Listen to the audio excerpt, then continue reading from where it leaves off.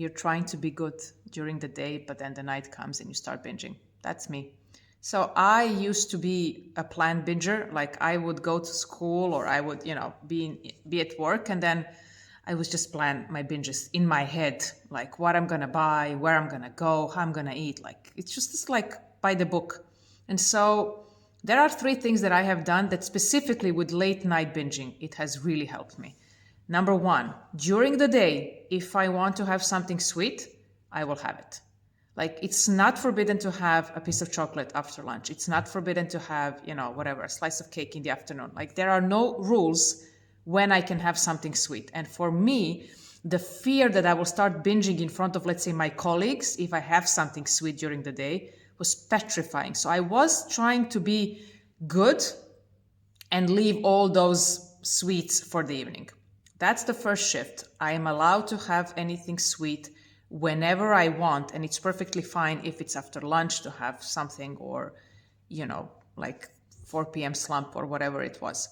Number 2, and this is very important, when I think of my life at that time, in the evenings, after work, I was living alone, nothing gave me joy and pleasure like food. It was the only source of joy and pleasure in my life. And I remember specifically talking to my therapist. I was like, nothing gives me joy in my life. And she was like, that's pretty sad.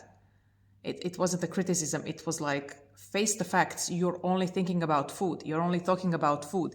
You're only watching cooking shows and cooking videos and buying cookbooks and, thinking about what you're going to do next. And it's always with food. So it took a little bit of digging to understand what are some other things that gives me pleasure and joy in life.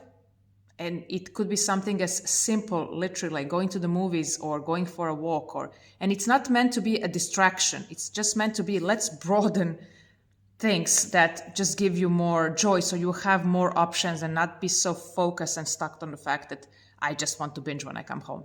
And number 3, and this is very important, on days when I would promise myself that today after dinner, no more food, I would always binge. Because I was forbidding myself that I can have any late night snack, because it's such a bad thing to eat after 7 p.m. and you're gaining all this weight if you eat after 7 p.m. Allowing myself to have snacks in the evening, if I felt like it after dinner, actually reduced the amount of snacking I did in the evening.